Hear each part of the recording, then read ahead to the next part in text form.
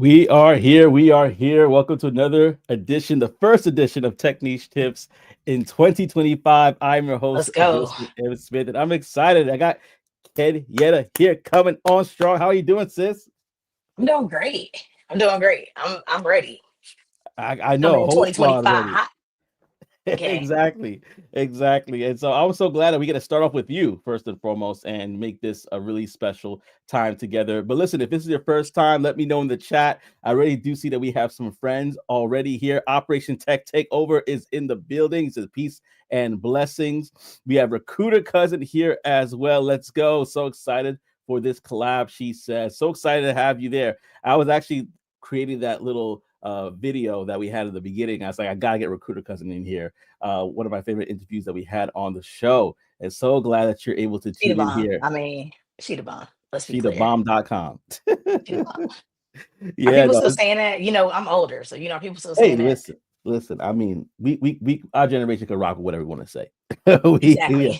We can go ahead and do it. But yes, I guess after a while it did kind of die down with certain events that happened. But we won't get into that. We got a OTTO always coming through. It says, don't forget to smash the like button, comment, subscribe, and share. The Q&A portion of the show will be on YouTube, so make sure you tap in. Yep, we are doing everything on YouTube. So if you know anybody on LinkedIn who's like, hey, what happened?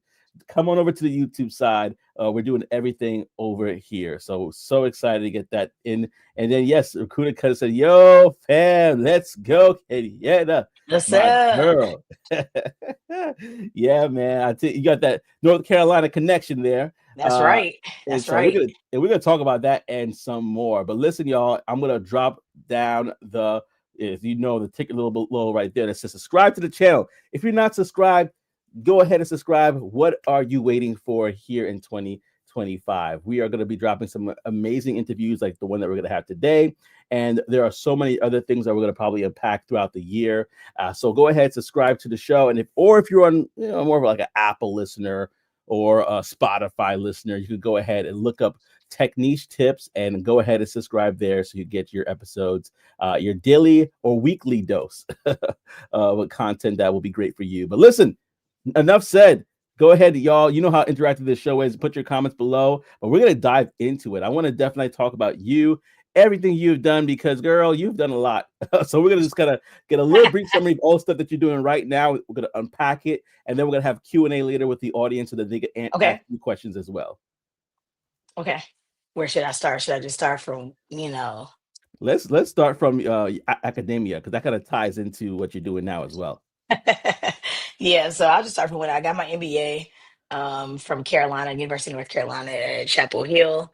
And let me tell you, I got my MBA not because I actually want to go to an MBA school. I was in proposal management and I hated it.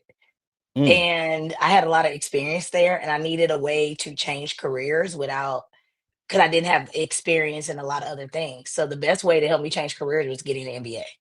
So mm, I got an MBA as a way to change careers and open my mind to a lot of different things. I met extremely a lot of good people there in my program, and then I yeah. end up working as a digital strategist. Fell into product management. It's not until recently that people started really looking at product management as a career space. But like most people, I just fell into it, Yeah. and that's where I've been ever since. So from that last job, I got let go and during the pandemic, and not because didn't have money, but they were just restructured.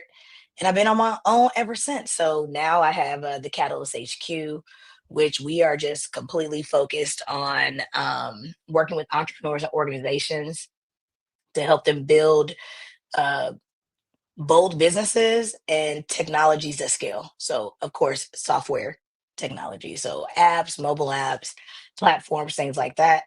So, it's really good. We have four pillars, I think, that really matter to me. So I call them the four L's. One, I Hmm. want people to learn how to amplify their skill set. Right. So that ties into the teaching that we'll talk about later. Learning how to launch businesses and their careers in a way that matters to them, leveraging technology and AI to help them work faster, more efficient, and then leading transformations themselves and their teammates with confidence, alignment, and intentionality. So that's what I'm really focused on. And then I also now have added onto that plate as I teach in I teach in the entrepreneurship minor at North Carolina, not North Carolina, but at UNC, where I graduated from undergraduate from. But I teach in the School of Economics.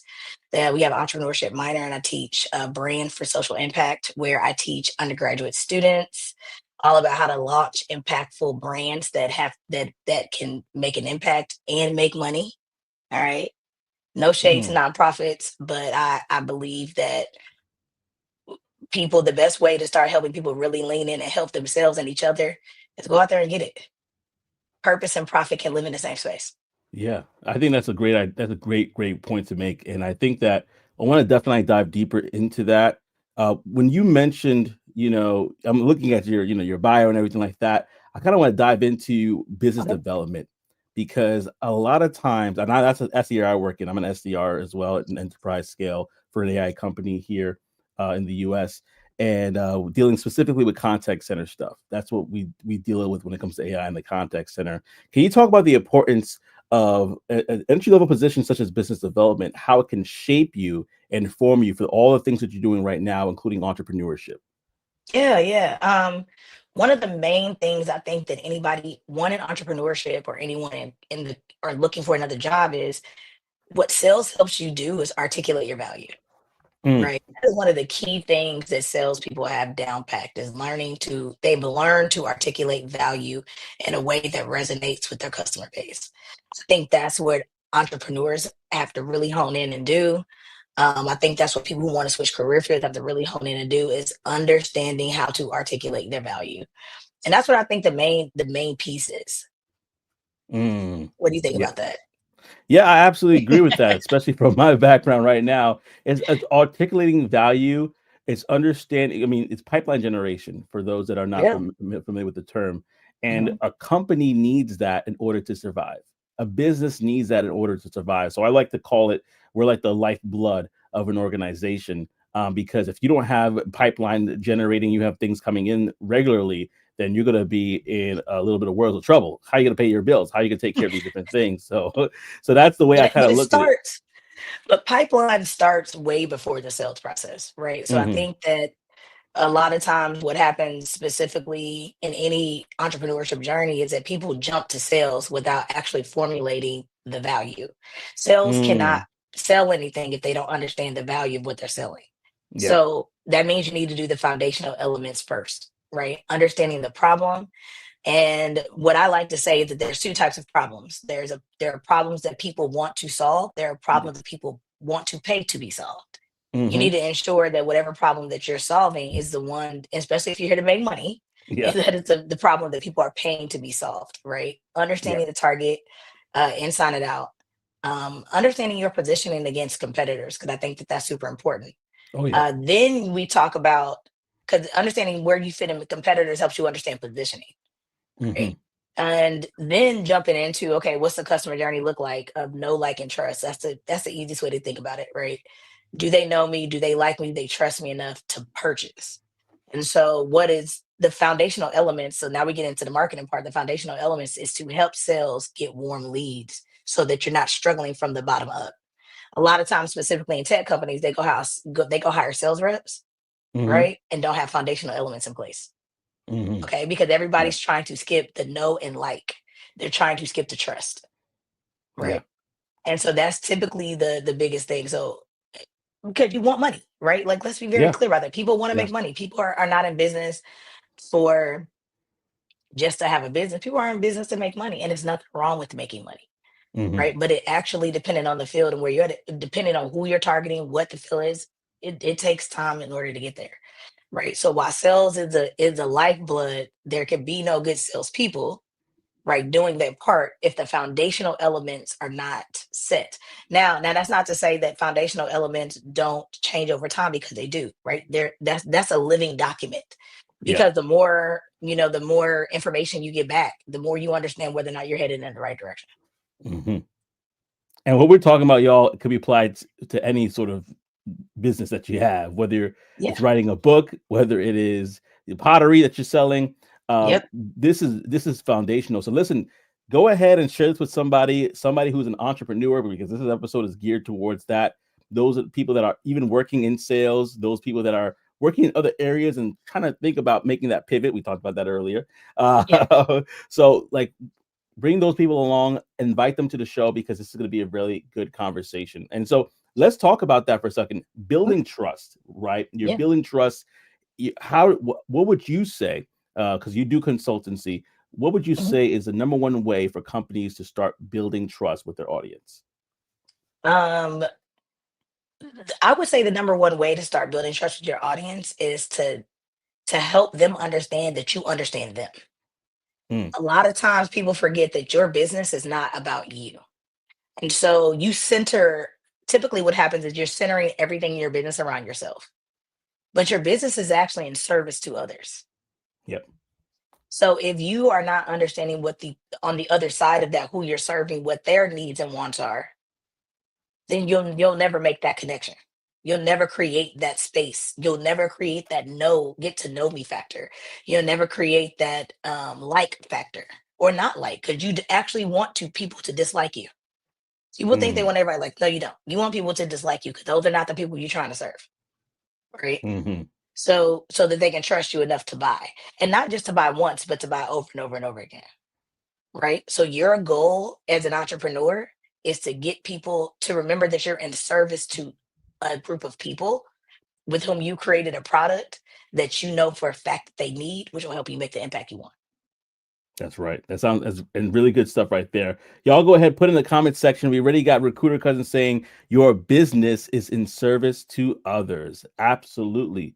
Your business is in service to others. And I think I'm going to take that and put it on a thumbnail. But yeah, your business is in service to others. And because if you boil it all down to the bare essentials, you're serving a problem that somebody else has. That's essentially what sales is, what it should be versus betting somebody to buy something that they don't need.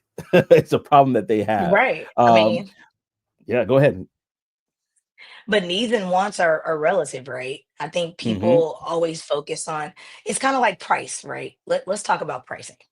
When people Yeah. think about price, they think of, oh, I can be the lowest price, right? That's the concept. Hmm. Reality, price is all about willingness to pay for the Hmm. value, for perceived value, Yeah. right? Whether or not they're buying it, if they need it or they want it, is not the actual goal. Understanding that whatever is valuable to them, that has a price tag to it.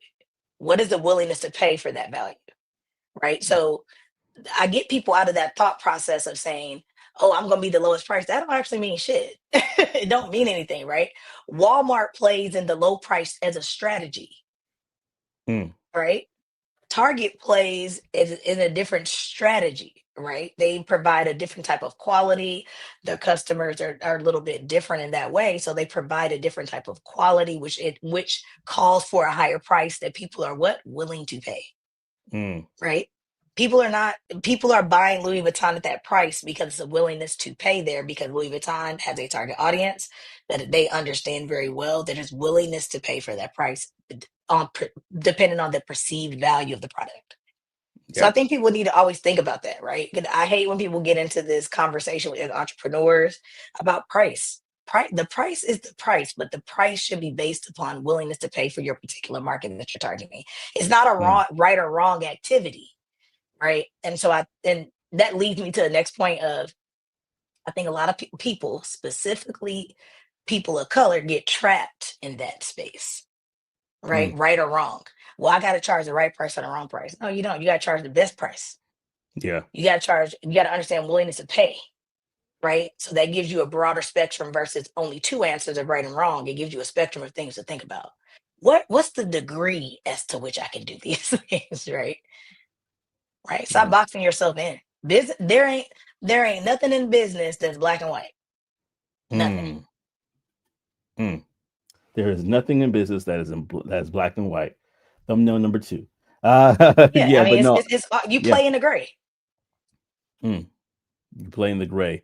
I think that, and listen, y'all. I want to make sure that y'all know that there's going to be a Q&A portion to this conversation. So if you have any questions listed below, especially on YouTube, I will be able to go ahead and save those questions. So when the time comes, we will bring those questions back up and have a Q&A portion with the audience where you could post your questions and Kenyetta will be able to respond. So we'll definitely have that happening. So But I want to kind of dive into your story, and because we're going to unpack that Yeah. later, a little bit more about business and things like that.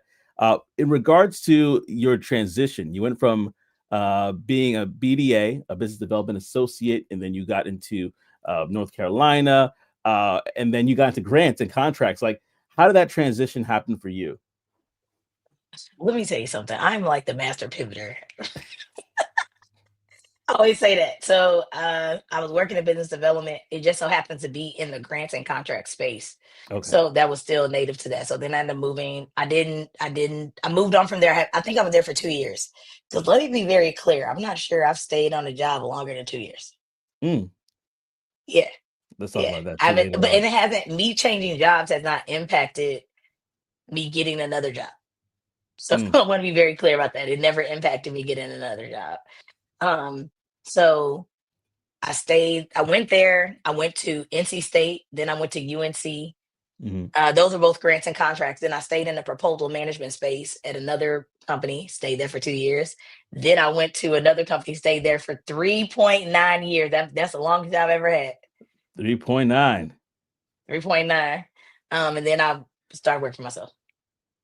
I love it. I wanted to talk about that because nowadays it's a lot different than it was in our parents' generation, right? I Mhm, even saw the other mhm, day that there was somebody that worked at a company for about 22 years, uh, but for whatever reason, the height that they could get to was a management position, and they left and they decided to mhm. become, I believe, a director at another company. Um, what would you say nowadays for people that still have that struggle of, hey, I'm looking to pivot, right? But I want to make sure that it doesn't affect me getting another job. Obviously, it didn't affect you. So, what tips or tricks would you give to somebody who's looking to transition jobs? Get clear on the value that you bring and articulating the value. That is the clear across the board is articulation of value. I got really good at telling my own story, Yeah. right? So when you start getting good at understanding what you bring to the table, that's number one. The second Mm, thing is fully understanding that jobs are transactional. mm. Okay. Break I that have down. something. Okay. I have Yeah. something you need. You have something I want. Everything Mm, else in between is negotiable, which means we need to be interviewing people, interviewing businesses. As we get interviewed, we need to interview them because every business is not a place for us to be. Okay. It may not mm, go towards the things that matter to you. So for me, example, I created a list of things that I needed to be successful while I was in a corporation, right? So I know mm, I needed my boss not to be a micromanager. I needed to be able to move, have upward mobility. I needed to have upward mobility that was not me waiting 5 years to have upward mobility, maybe 2 years to have upward mobility. I needed to mm. be able to have a space where I could learn and grow and nobody be threatened by that. So understanding that my questions to these interviewers are going to be very different because I'm basing them off the things that I need to be successful, just like they're basing what the questions they're giving me off the things that they need or need that person to have in order for them to be successful in that position. So I Yeah. think what happens oftentimes is when people are in interviews, they're not themselves because they're so thinking that I got to have this job. Now, Hmm. this caveat to that, of course, is you need to recognize where you are in life. If you need a damn job because you need a salary and paycheck, then you Yeah. go ahead and get that job to get the salary and paycheck. And ain't nothing wrong with that because there is no such thing as having a perfect. Just understand where you starting, where you land, right? And Mm, understanding what you get, the goals that you need to get to may require you to do some things you don't want to do in the meantime until you get to where you want to go. yeah. Outside of that, um, start getting clear on being yourself and knowing when to say no and understanding that pink slips go both ways. Mm, Pink slips go both ways. When the job don't want you, they tell you, and when you don't want it, stop being scared to say it. Stop being scared to walk away from those things that are not for you, mm, right? mm, And so, because once I figured out that time is not something that I can get back, and that I can make money, I can go work at Starbucks and make money to mm, live, but I cannot get back my time. mm. Okay. Wow. Bars. So when you start thinking about, but everybody thinks when they're in their career path that they're just taking steps backwards. You're not Yeah. taking any steps backwards, right? You just have to make some different shifts and different plans about what that time look like for you. Maybe start to figure out what success looks like for you and then figure out how you can manage that. Mm, Success go like this. Yeah. It don't go like this. It's not linear. Yeah. It's not And linear at all. And yeah. so I started to learn how to figure that out. Right. So once I got good at articulating my value, being clear on what I needed to be successful, and understanding that jobs are transactional relationships, because you're not going to be at your job for 20 years. You're just not. That's not how we're living these days. Yeah. Mm. And it's okay that we don't live that way. It's okay. That may have served our parents in the time that it served them, but that was a different time in life. They needed stability. Specifically, Black folks needed to be in a space to where that they can have security. That mattered. There was a bit of survivalship going on there. We are now in a space where we have had therapy. We understand how to heal. We have a lot more freedom in what that looks like for our lives. We are now don't have to subscribe to what society has defined as success, and we Yeah. have to learn how to define what success looks like to us, and do not Hmm. be afraid to chase that. Do not be afraid to chase that. Define what success is all about. Value. I wrote it down here on my paper here. It's all about value. Getting Mhm. that value, understanding your value, what you bring to the marketplace, and realizing, Yeah. okay, this job is not serving me, and it's time for me to go. Yeah, no, Yeah. I think that's something that we all need to take care of, especially in this economy. We might be afraid to do that, make a step like Mhm. that. We might say, hey, listen, I got to hold on to what we got, like the song says. And ain't Uh, nothing, and yeah. there's nothing wrong with that. I think people have to get past that. Timing is timing, and everybody's Mhm. incubation period to where they want to be is not the same. Yeah. So if you need to stay at that job a little bit longer, if you're not, if you're at a job, what other skills can you do to fill in the gaps? If you define the goals, what are the gaps? Yeah. Right. So Mm. if I'm at a job I don't want and there's a space that I want to get to, okay, what's the gaps for me getting there? Let me start working on those things. Right. Or maybe I haven't gotten to the goals and I may need may need some hand holding and shaping what those goals look like for myself, Hmm. so that I can get to the gaps, and Yeah. so that I can start making a plan for myself to fill in those gaps. Yeah. No, absolutely. Absolutely. And listen, I know people they put questions in here. I got one question Mhm. from recruiter cousin, and I remember she in our interview we talked about authenticity. So definitely when Q&A comes up, we're definitely going to talk about that. I want to kind of shift the conversation because Q&A is probably going to happen around, let's say, the next 7 minutes or so. Okay. So I want to kind of shift the conversation to something that you talked about earlier, which is with regards to AI Mhm. and even creating like digital products and stuff like that. Like, how did you get into the world of AI, and how do you leverage that currently for yourself? So how I ended up getting into the world of AI is so I taught a program over at North Carolina Central University. I taught Hmm. a product management fundamental program, and I decided to use AI tools to help the kids build prototypes. Not kids, they're not kids, they're adults. When you get older, Yes. everybody a kid to you. You know what I'm saying? Let me be very Yeah. clear. I'm like, I think about that all the time, but they're not kids. They were juniors. They were juniors and seniors at North Carolina Central. And so what I wanted to do was help them incorporate the tools of the trade that Mm, they're in, the economy that they're in, into the space that I was teaching. Because that's yeah. important to me. Like, having an education is one thing. Having a skill set is another. Hmm. If I know Figma, that's having the skill set. If I know how to manipulate Figma to do certain things that other people can't do, and it's a tool that the industry is using, right? Yeah. So what I wanted to incorporate was tools that the industry is using in product management, in order for the kids to have something they can hold on to, a skill set to lessen that learning curve. So when they Mm, go into corporate, then they're not saying, "Oh, what the hell is Figma?" or "Oh, I haven't really used Chat GTP to do these things." Oh, hell no.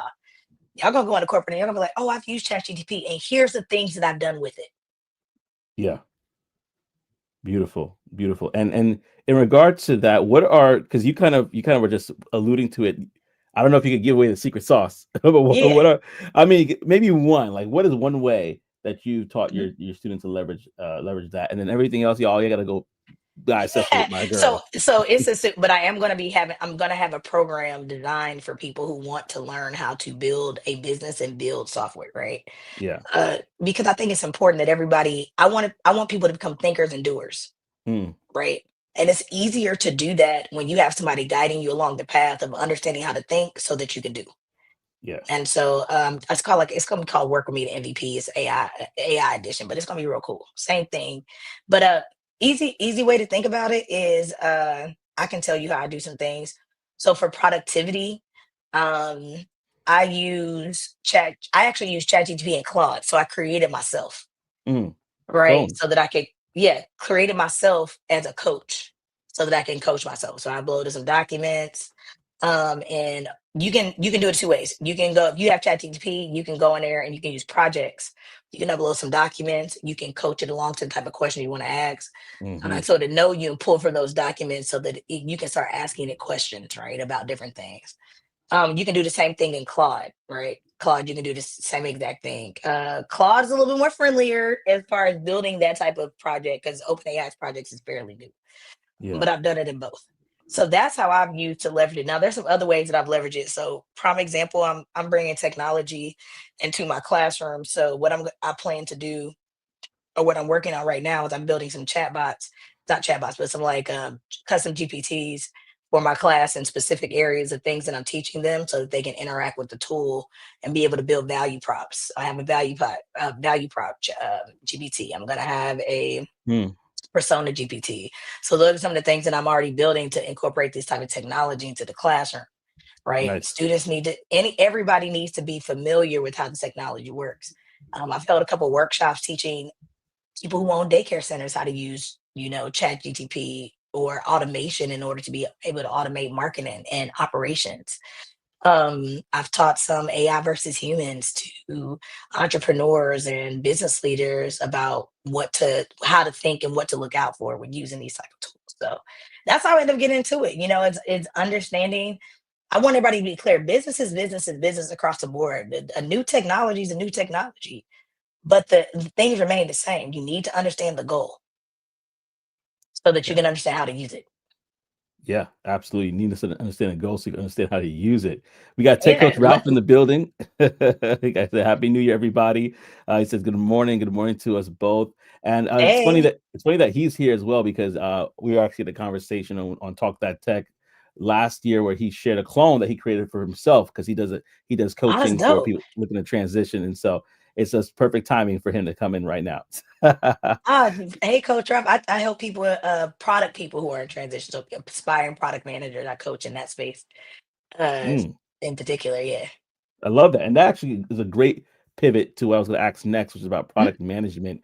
Can you talk Yeah. about that pivot into product management and also how can product managers get the most out of the teams that they lead? Okay. So I didn't pivot into product. I fell into product. I would say I got reorged, and I was a digital strategist, and I got reorged into a product team. Wow. And I got reorged to an agile team, and I didn't really know what it meant. I was just like, okay. Um, so you start to learn, and then I met a great. Let me tell y'all something. If y'all don't have a great Scrum Master, it can really damage your agile teams. So my Mm, business partner now, his name is Thomas Gibson. He he came on, maybe I can't remember how long it was, but we're that's one of my best friends now. yeah. He said to me, you're a product manager, right? And I was like, what's that? He was like, well, you're doing the work of strategy, you're working with the teams, you're putting everything together, making the collaborations, really understanding really understanding the feature set as compared to the business goals. He was like, you already doing product. He was like, I'm gonna teach you the language. And he did. Mm, He taught me language product. So without Thomas, I wouldn't even know the language product. And so go Thomas. um so him and I now work to teach product management skill sets to product managers mid-career, specifically early mid-career, and for those who want to pivot, Yeah. teaching those the product management skill sets so they can be amplified, right? So they can shift and grow in the space of product management. Because there ain't a lot of us there. It's not a lot of us in Mm, product. mm. Wow. It's so funny. I was another guest that I had on the show, Nafisa, actually rocking the sweater right now. Thanksgiving Summit, stand up. Uh, yeah, she was mentioning, man, because she's in product as well. Just Mhm. in passing. This is just in passing. She was like, hey, you manage a lot of stuff. Maybe you should consider product.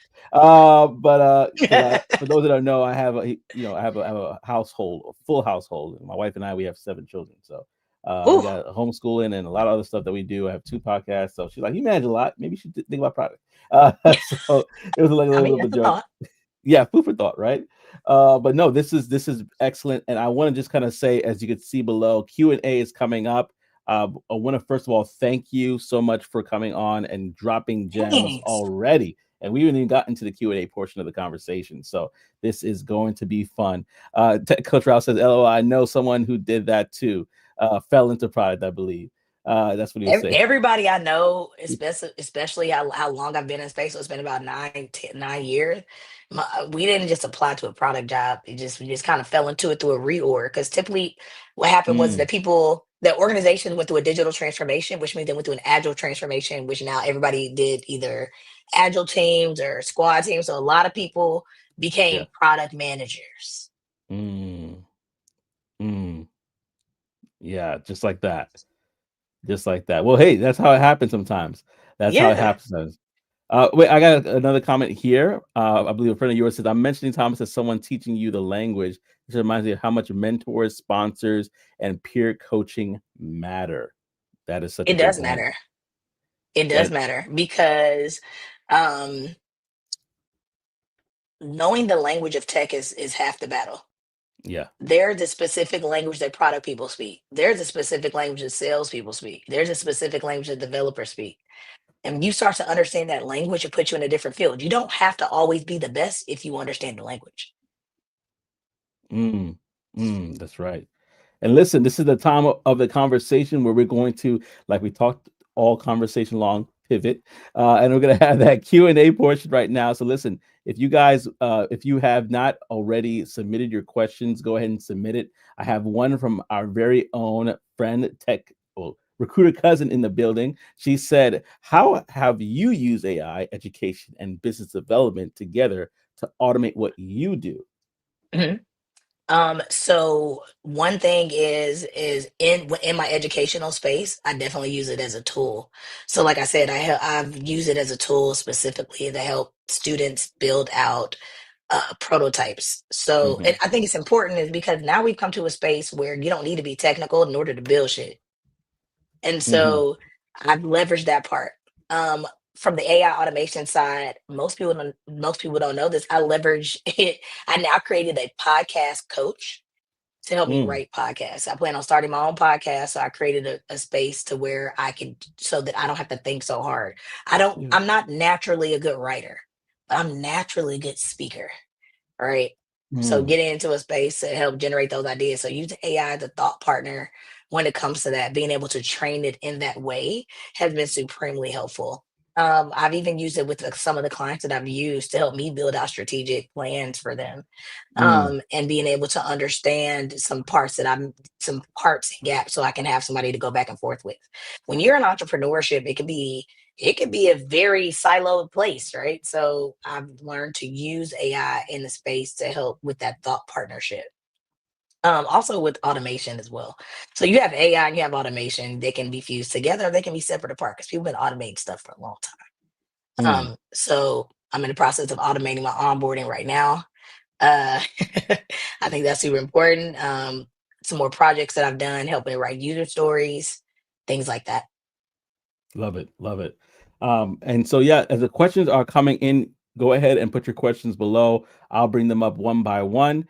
And if you don't have a question, trust me, I do. But like I always say, y'all, we ain't finna be here long. Like, I'm not trying to keep my guests here for 3 hours. I ain't trying to do all that. They got stuff to do. This is Saturday.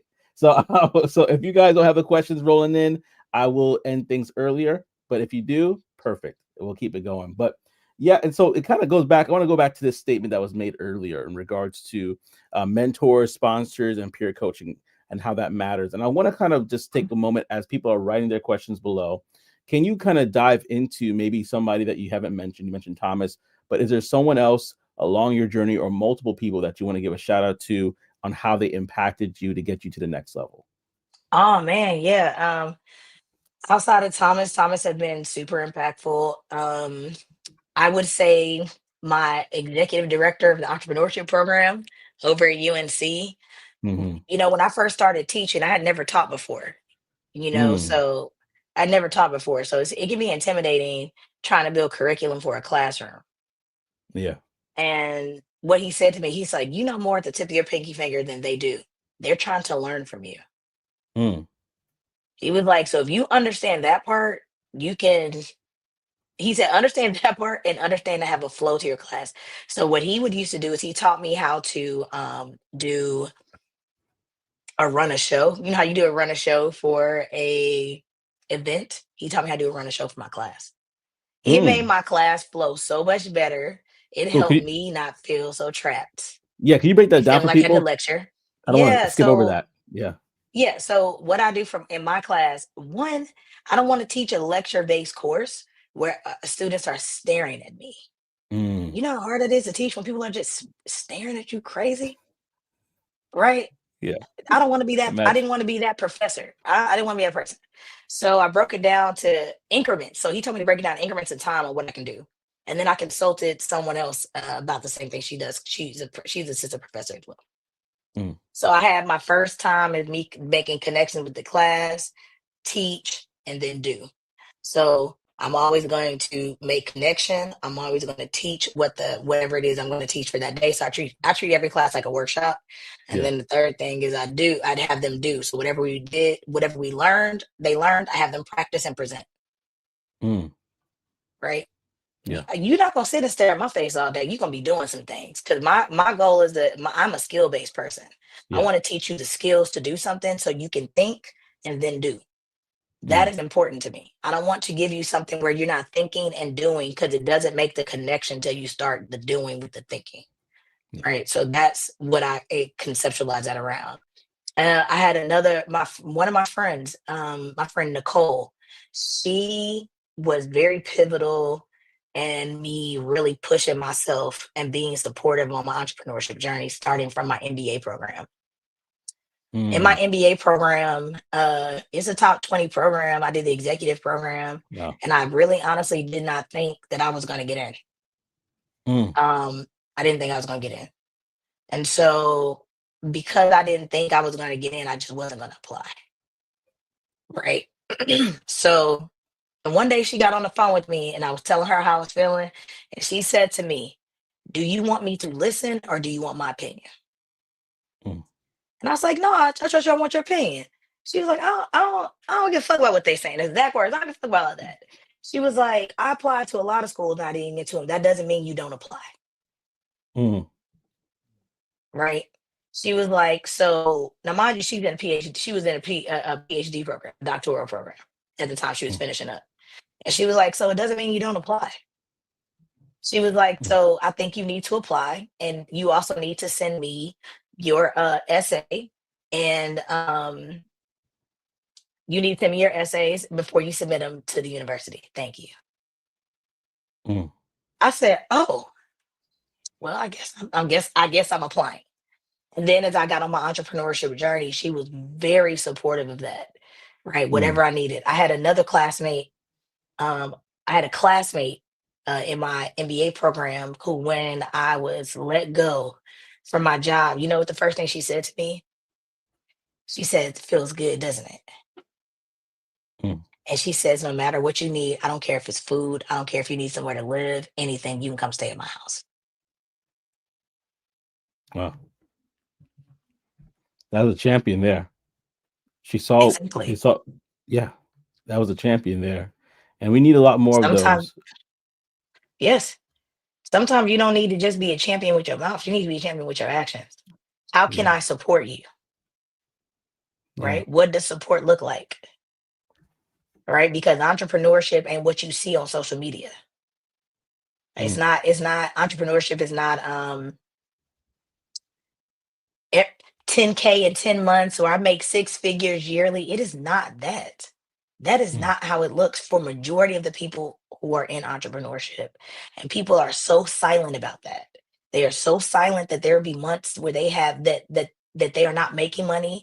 They are silent when it comes to the ebbs and flow of business because maybe they don't understand business as much as they thought. Yeah. They do not understand that the market changes and they didn't really shift well. And that meant that they potentially may not be in business any longer. But nobody has conversations about that. And we tend to only follow people who are just, oh, I made this much money, you can too. Hmm. right? And not to say that you don't want to make money, right? I'm not saying that by far. But if we're gonna tell a story, tell a real story of what it looks like. When I first started entrepreneurship, it was not right, or $20 million a month exactly. Yeah. Because when I first started entrepreneurship, it was not cute. It was not cute. Mm. It wasn't cute at all. I was telling my story in somebody else's voice. I wasn't clear on what the direction I really wanted to go in. And to be honest with you, I was actually scared to go in the direction I thought I wanted to go in instead of just trying it. I was scared of it.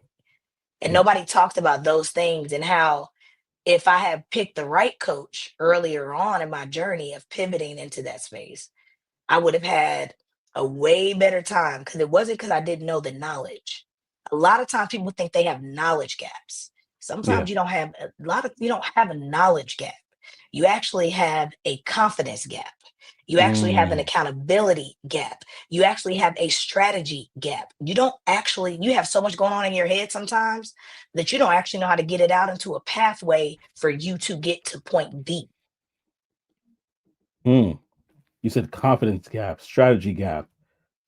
Ooh, what other gaps would you say mainly are things that you indicated or learned about in your entrepreneurship journey?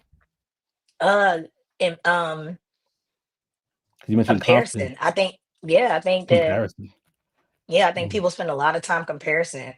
Um, accountability gap. I think Mm. people very much so underestimate accountability. I think who is on here? Deshauna. That's my friend. That's one of my best friends. She's on here. And she asked that question. But having accountability to something means a lot, right? Understanding what your goal is, because sometimes you get lost in the sauce of everything that's happening around you and you can lose focus. It's kind of like how Mm. people say, get out of your own way. People forget, not only do you have to get out your own way, you have to stay out your own way. Mhm. Yeah. So, oh, somebody said, how did I overcome being scared? Yeah. I don't think I ever overcome being scared. I'm not gonna lie to you. I never overcome being scared. I started to do. I didn't Mm. have a strategy problem.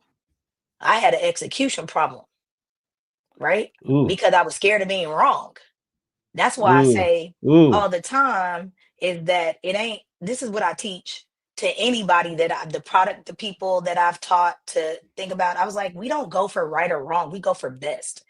You do the best with the information that you have at the time and you make a decision. The market will tell you whether or not you are right or wrong. Let the market Yeah. do its job. So, and then the next thing you do, if you're wrong, what you do? You make another damn decision. Pivot. Entrepreneurship is about decision making. Mm. It ain't about being right. It's about making decisions. Mm. Entrepreneurship is about decision making. It's not about being right. It is about making decisions. And I Yes. got I got a Leah here. She said, "Say that a knowledge." And we kind of talked about this earlier, but a knowledge and accountability gap. Yeah, let me add that to the list. Knowledge. Yeah. I think, this, I ran a workshop called Goals and Gaps, and I'm thinking of running this workshop Woo! again. But I That's call a book I right ran there. and yeah, yes, it is. And I plan on running this workshop again. So if anybody on here want to do it, I'm gonna be really running this. But understanding the goal and understanding the damn gaps. And not just the gaps in your business, but the mental gaps that you have that are stopping you from actually executing on those goals. Mm, yeah. This is a joke a little bit, but I'm going to point it out. Tech Coach Ralph and Mitch, they go back and forth all the time. But basically, he said, I mostly overcome being scared by caring less about what people think, which kind of coincides with what you were saying earlier as well. Heck yeah, you get inundated. Let me tell you something. The internet, like I said, like I wrote a post yesterday that said, LinkedIn will have you out here thinking you behind. Social media Mm, will have you out here thinking you are behind. yeah. Okay, they will have you like, well, shit, I ain't learned ChatGPT. I can't prompt it right. I can't do this. I can't do that. A lot of times, you need to take 2 steps back and figure out what your next step is going to be. Not the next 10, the next step. Mm, Right? yeah. What is my actual goals? Right? Where do I want to go? What does success look like for me? Because the ultimate goal, most people think the ultimate goal is money. The ultimate goal is freedom, Mm, right?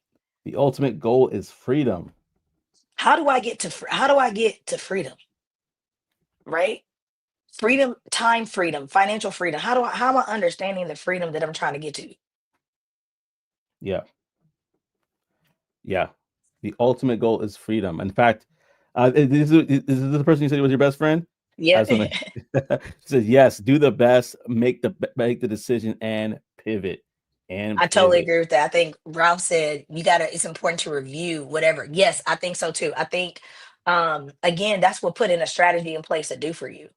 Right? A Mm-hmm. lot of times people are haphazardly making decisions or moving when Yeah. they don't actually have strategy. Strategy provides focus. Strategy Mm-hmm. will help you provide discipline with your time, effort, and energy. Yeah. Okay. And most people are scared to actually put out a strategy, or what they forget is that they don't think that strategy is more important than something else, right? Mm. It doesn't matter. For example, I can hire a salesperson in my business all day. And the first thing a salesperson is going to ask me is, so what's your direction? What's the strategy? What's the marketing look like? If you're Yeah. not understanding these key parts of your business, because business is business is business, it does not matter what you're doing.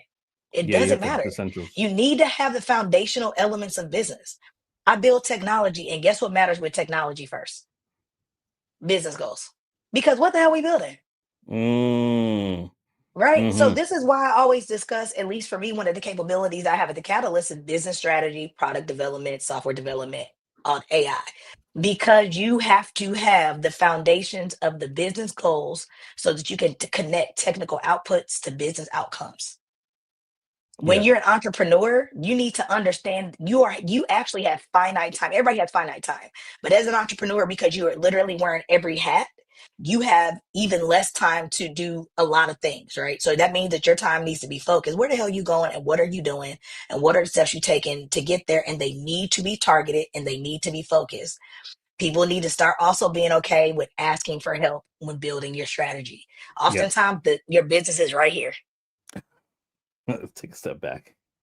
Gain perspective. And some, but you can't. But oftentimes you can't take a step back. You need somebody else to look at your business and say, "Okay, let's make some shifts here." That's where the accountability comes into play.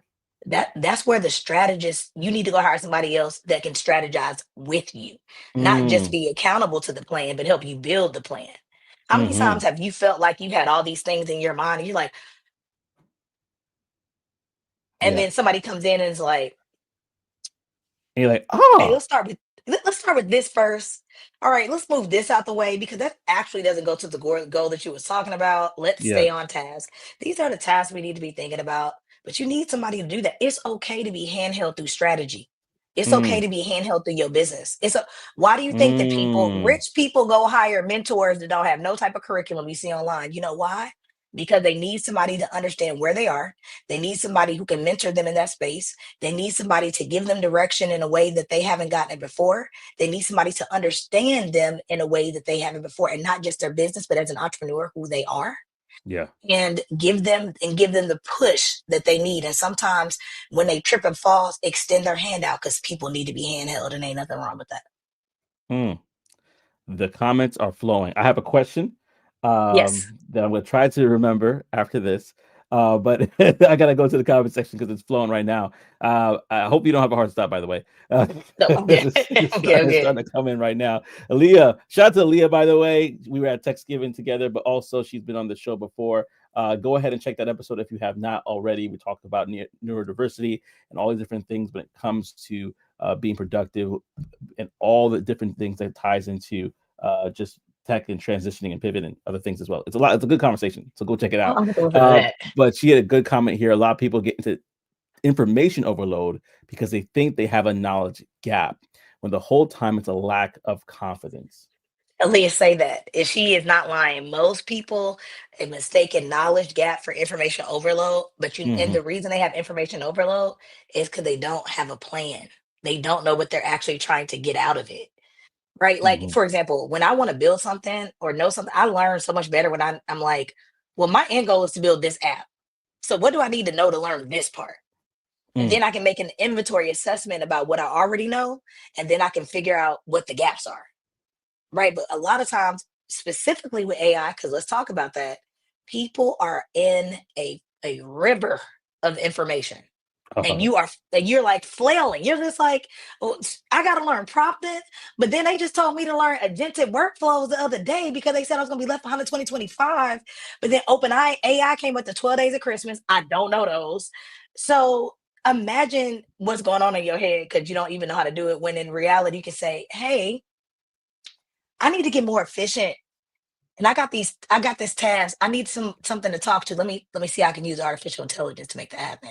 Or Mm, what's a piece of technology I can use in my class that help my students be able to create better value propositions? I can build that. yeah. You see how you scale that down? Now we have what? A goal. Now I can create a pathway to make that happen. Now I can assess my own personal skills to see exactly what I know versus what I don't know. And then now I Mm, can create a plan to fill those gaps and then come and figure out what and make a plan to make it happen. mm, Right?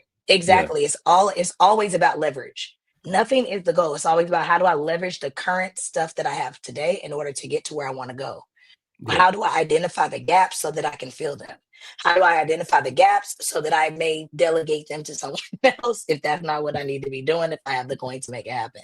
How can I Mm, not delegate and use AI to fill in that gap because it can actually do some tasks, right? mm, That actually gives you targeted what? Time, targeted efforts, right?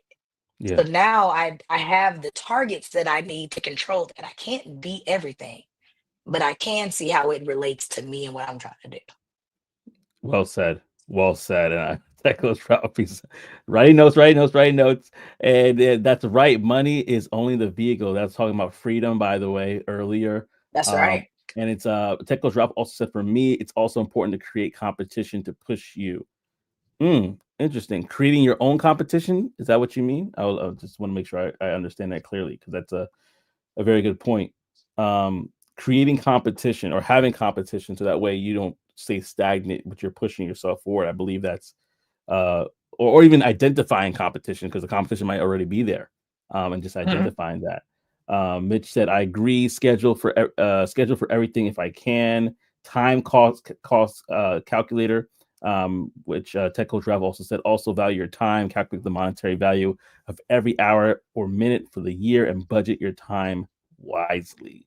And If I was to, he's sorry, if that I type was of to say person though. somewhere, yeah, if I would say something for people to start with is, I would say define success for yourself first before you touch anything else, because anything Mm, after that is a vehicle. mm, Okay, entrepreneurship. I'm not an entrepreneur. I use that as a vehicle to get to my defined success. And remember that vehicle can change. I don't look at entrepreneurship as like an either or. I look at it as I can go get a job and still be an entrepreneur, like you, right? You are an mm, entrepreneur and you have a job. I could go do lots of things. What is success to me? And what mm, vehicles do I want to employ to get there? That's where you start. What tools can I use to get to the success that I want to have? How can I more efficiently use my time? And what does efficiency of time look like to me? Once you mm, start defining those things, you start looking and leveraging your time and effort differently. mm. Yeah, Y- yeah, and I It's think a that. Go ahead. Go ahead. Yeah, I'm just saying it helps you understand. Do not limit yourself to either ors. Let the society do that for y'all. Hmm. That's the problem. Let society limit either ors. It's a lot of both ends, and that's the thing. It's society. Rich people play in both ends. They ain't playing no either or nothing.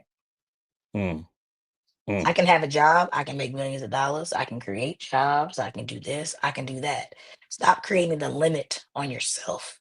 Define what success is. Success is making $100,000 a year, and that's successful to you. Be okay with that. Don't let anybody influence that. And what vehicle do Mm, you want to have to make it there?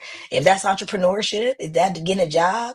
Is that a combination of the two? Is that understanding how to leverage your time, your money, or with the knowledge to make that happen? You figure that out. But yeah, it's merely the vehicle to get to the goal. yeah, and I think it kind of. Mitch was actually saying That's something earlier too.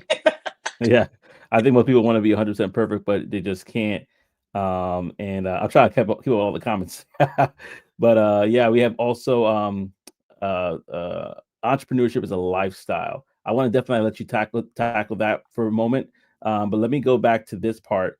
Everyone who's in my lane is in my competition, even if we're friends. I hear that, man. I hear that because we're friends. I always have him on the show, always promote his stuff, vice versa, and he's always been supportive. But I understand what he's saying. And Well, it then does, Leah, Aaliyah. it's helped. Yeah, Leah said facts. I'm definitely a better PM because of AI. It helps me Hmm. so much with my productivity. It does. It does. It does help you with your productivity. I don't me, I look at competition a little bit different. I think competition, collaboration, they all live in the same space. Yeah. And we think about that when you think about a business who has strategic alliances, right? A Mm-hmm. business who is with their competition, they have a strategic alliance, and you're like, oh, what's that? Again, that's the gray. It Yeah. ain't the black and white, it's the gray. So we have to understand is, you can start learn how to play in the gray. Start 80% is good enough and Mm. start executing and stop thinking you don't need help and be willing to invest in yourself. I always tell people this. I say you are your first product, you are your first investment. Yeah. So if you're not spending the dollars and you only go into free workshops all the time, then what are you doing? Mm. Mic drop. That's That's true. just how I feel about it. I personally, I think that you do yourself a disservice. Yeah. Yeah, absolutely. I totally agree. And listen, y'all, I want to just take a moment right now, first of all, to pause here and to say thank you so much. Please go ahead and if you have any additional questions, we'll put in the chat. We are getting closer to that hour mark. So at this particular juncture, if I don't see questions rolling in or comments, I'm going to start to transition out. But before we do, I want to do a couple of things. One, I want to say thank you again, everybody, for stopping by. Kenyetta as well for just sharing and dropping a treasure trove. I wouldn't even say like a gem or two on us right now, and I could base off of the responses of the people that I know. Hey, this is something that people are really taking on. Um, go ahead and subscribe to the channel if you Mhm. have not. We have conversations like this. So many of even some of the guests that have been on the show are here as well, sharing their experiences. Are in the comments section as well. There's so much nuggets, and I'm talking about golden nuggets here that you definitely want to go back and see some of these older conversations that we have. So definitely go ahead and do that.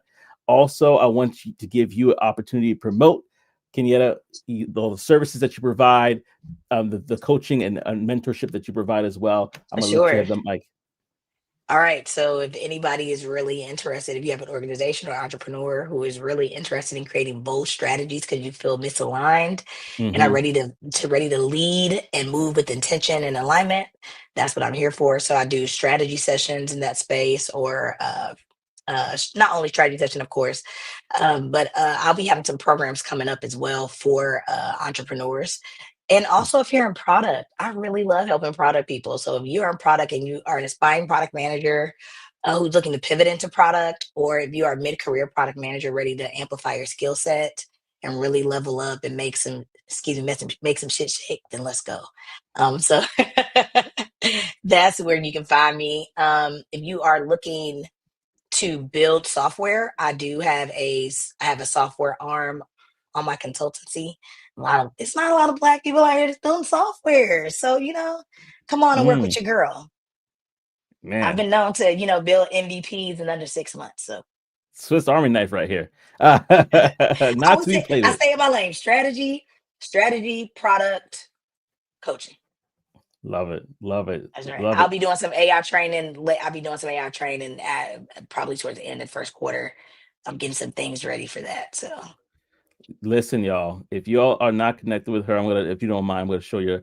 your lovely LinkedIn here so people can connect with you. But if you're not, go ahead and connect with Kenyetta on LinkedIn. I'm also going to be as well dropping her LinkedIn in the description below. So, but if you're not, go ahead and connect with the Kenyetta here.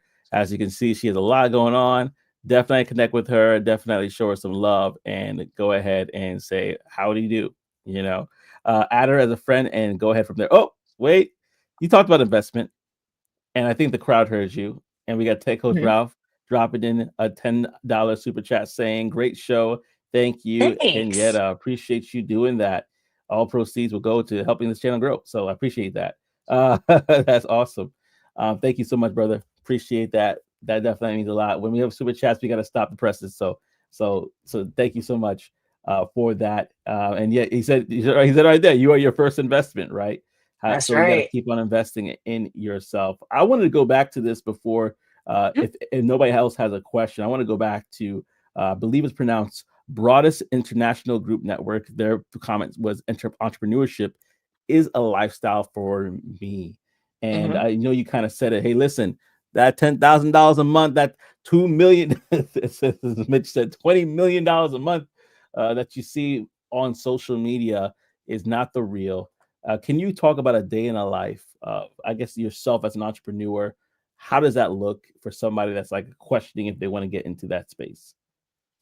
Um, the day in the life for me is Mondays. I don't even take calls. Mm, It's dedicated to my own business first and leading with intention on my own life. I got to practice what I preach. So I mm, make sure I take Mondays to do that. I'm such an in-person person, so I do a ton of networking. Um, throughout the week, work with some clients. Right now, I'm in the strategy phase, so I can be out of strategy and execution. yeah, So I just tend to do that. I think when people say what the day in the life of the entrepreneur is, that just varies from entrepreneur where you're at in your business. yeah, You know what I'm saying? If you are a little bit more seasoned and have a little more clients, a little bit more consistent revenue, then you're going to do things a little bit differently than somebody who's really trying to get their revenue up. And, and ain't nothing wrong with that, y'all. Entrepreneurship is ebb and flows to business. It's an ebb and flow to business.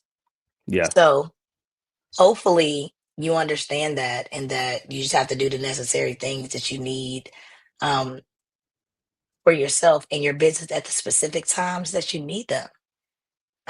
So again, like I said, if you guys are looking and if you are entrepreneurs and need and understand what it is you're trying to do, or maybe you don't, and you need help, some guidance on how to get there, or you're in product and you need the same thing, I'll let your girl. I'm over here.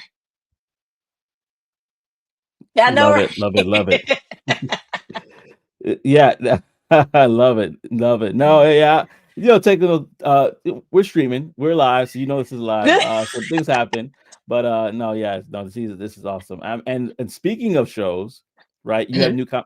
you get more competition tickles, Ralph, because I don't know if you want to announce it here, but well, if not, we'll keep it in the back burner. But Who, me or him? yeah, yeah, I don't know if we had a conversation about possibly you having something similar in the future regarding shows. Oh, yeah, Uh yeah. So I'm launching a podcast in the next couple weeks. It's going to be called Kenyetta Speaks on the Power of the Pivot. It's mm, really going to be talking about business, technology, personal development, and how people made those pivots into these spaces. And it's going to be me, then sometimes, and then me with other people. But my whole goal for this is to help you understand you're not alone in this process, to help you understand that it's not an easy process. And my goal is to help you be inspired to action, not to just be inspired. yeah, love it, love it, love it. So yeah, definitely want to get you plugged in and mention, hey, yeah, no. Hey. So that's why y'all gotta lock in with her because you never know what she's gonna be doing. She's gonna has. I mean, go. I wrote it down here. Goals and gaps. The book is coming out soon. So we're from workshop to book, right? And she could automate that Listen, thing and probably done in a month. listen. If let me tell you something. I've been thinking about. I ran that workshop once, and I was like, I got to do this again for a lot more people, so that we can Mm, talk about the goals versus gaps. Because I think it's an important conversation, and it's an easy enough to digestible framework that'd be helpful. come on now, listen, and you have all the AI tools to your disposal. You can automate that bad boy. Probably done quicker than when we all could say. But yeah, Right. but listen, this has been an excellent episode, and I want to just first of all say thank you to everybody again for stopping by. If you have not already, go ahead and subscribe to the channel. Again, we appreciate you for coming by, Kenyetta. I appreciate you as well, dropping gems upon gems. And I like to keep these episodes tight. If they go long, they go long. I love it too. But I want to keep it tight because I want people to come back to those that were able to give it their time. If there's things that you like have questions about, anything else that you're like, man, I wish I wanted more, you know the source. Go to Kenyetta and get the opportunity to speak with her and That's right. and have a consultation and bless this woman, you know, and because she's given enough already. So go back to the sources, whether it's guests from the past, reach out to them. They're open books. They're willing to talk with you. So go ahead and do that. All right. So thank you again, Kenyetta. I'm going to go back to the comment Yes. section real quickly before we. Just a FYI, I just want to let y'all know Yeah. something is every Friday I'm gonna start doing office hours. It's gonna be a Oh, fee, nice. but it'll be office hours for people who want to talk through strategy in their business, Mm, if they're building a product or having some product challenges at work, or who are looking to shift, pivot, and grow in respect to product management. But it's gonna be yeah. office hours every Friday. So I only have like 6 slots every Friday, but I want to make sure that I give back in that way. I don't believe time should be free. Yeah. Yeah. We talked about time calculator earlier. So pay the woman. Right. Pay the lady. Oh, no, absolutely. So we definitely do that. Office hours, y'all. Invest in yourself. We talked about that earlier. So go ahead and do that today. Get into those office hours. Only 6 slots available. This could be not just your work. This could be the things that you're looking to build on the side. So definitely get in there. And if you can. And so with that being said, y'all, thank you so much for rocking with us. Oh, he said the time cost count in both app stores. In both app stores. So he's making sure that he puts that out there for y'all. But yeah, definitely get into it, y'all. Thank you so much again. Appreciate you for this. And Thank you so much. Oh yeah. Oh no. Yeah. This is great. My pleasure. I like to keep a conversation live, like, you know, having fun. Yes, I like it. And so that's my style. That's how I roll. But yeah, y'all. Until next time, like I always say, I hope to see you on the other side. Take care, family. What if your story can change the lives of others? My name is Joseph M. Smith, and I'm the host and founder of Techniche Tips, a channel that's dedicated to telling the stories of those that just broken into tech, as well as those that are more established in the game. For more information, subscribe to the channel. Feel free to leave a comment as well, and I hope to see you on the other side.